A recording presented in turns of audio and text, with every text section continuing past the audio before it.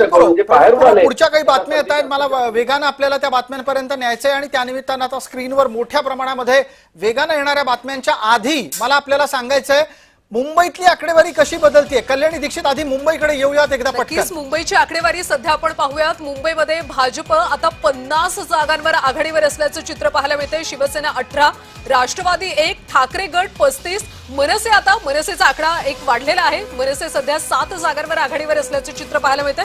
227 पैकी 128 जागांचे सुरुवातीचे कल आता समोर येत आहेत आणि यामध्ये भाजप शिवसेना म्हणजे महायुती सध्या आघाडीवर असल्याचं चित्र आहे। त्यामुळे मुंबईकर यंदा महायुतीच्या पारड्यामध्ये यश टाकणार का याकडे सगळ्यांचं लक्ष आहे। सध्या ठाकरे गट सुद्धा काटेकी टक्कर देते, कारण ठाकरे गट सुद्धा 35 जागांवर सध्या आघाडीवर असल्याचं चित्र आहे। मुंबईमध्ये ठाकरे गटाचे निशिकांत शिंदे सध्या आघाडीवर असल्याचं पाहायला मिळते। मुंबईत चौथ्या फेरी अखेर समाधान सरवणकर सध्या आघाडीवर आहेत। काही वेळापूर्वी ते पिछाडीवर असल्याचं चित्र पाहायला मिळत होतं, मात्र सरवणकर आता पुढे सरकताना पाहायला मिळतात। वसई विरारमध्ये बवियाचे 115 जागांवर उमेदवार आघाडीवर असल्याचं चित्र आहे। कोल्हापूरमध्ये जाऊयात, काँग्रेस 17 जागांवर सध्या आघाडीवर आहे।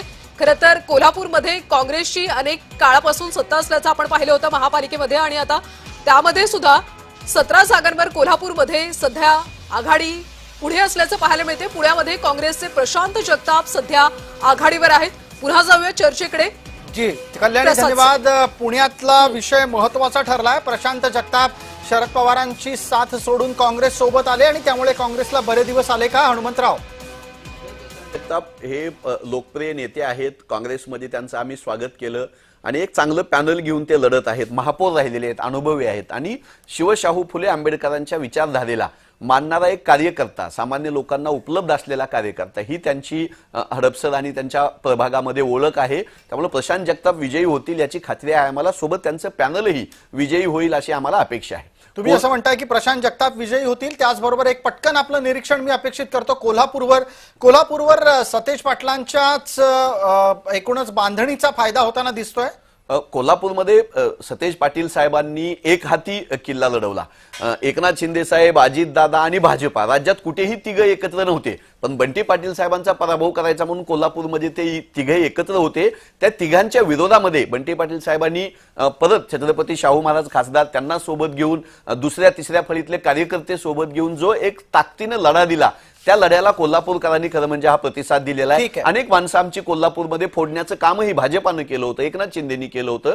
त्या सगळ्यांना झुगारून बंटी पाटील साहेब एक मोठा किल्ला कोल्हापूरमध्ये लढवत आहे। ठीक आहे, आता पटकन पुण्याकडे वळूयात। पुण्याचे आकडे आपल्याला स्क्रीनच्या खालच्या भागामध्ये दिसतात। पुण्यामध्ये 39 जागांवर भारतीय जनता पार्टीने आघाडी घेतली आहे।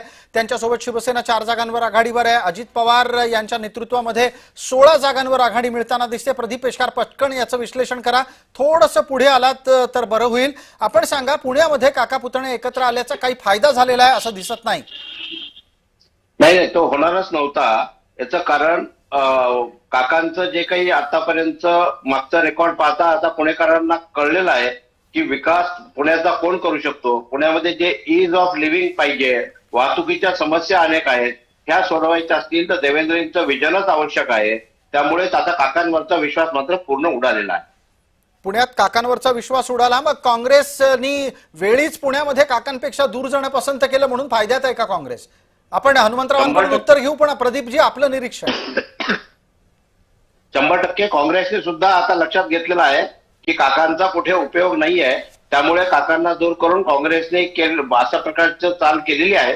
परंतु याचा उपयोग भाजपलाच नक्की झालेला आहे, हे पण आपल्याला विश्लेषणातून दिसतच आहे। एक पटकन निरीक्षण घेऊयात। आपल्यासोबत प्रवीण पुरो आहेत। प्रवीण पुरो, काका पुतणे एकत्र येणार म्हणून खूप हवा झाली, माध्यमांमध्ये सुद्धा बऱ्यापैकी त्याच्या संदर्भातल्या प्रतिक्रिया चर्चा सातत्याने झडत गेल्या, पण पुण्यात अपेक्षित यश नाही मिळत आहे।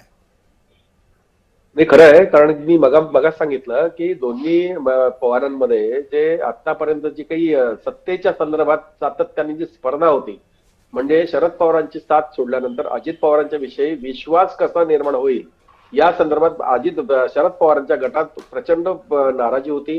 रोहित पवार सातत्याने टीका करायचे, अजित पवारांच्या वेगवेगळ्या निर्णयाच्या संदर्भात प्रचंड अशी नाराजी त्या पक्षामध्ये होती। अशा पार्श्वभूमीवर या महानगरपालिकांच्या निवडणुकांमध्ये दोन्ही एकत्र कसे काय येऊ शकतात अशी चर्चा त्यांच्या पक्षामध्ये झाली। काही कार्यकर्त्यांनी राजीनामे दिले।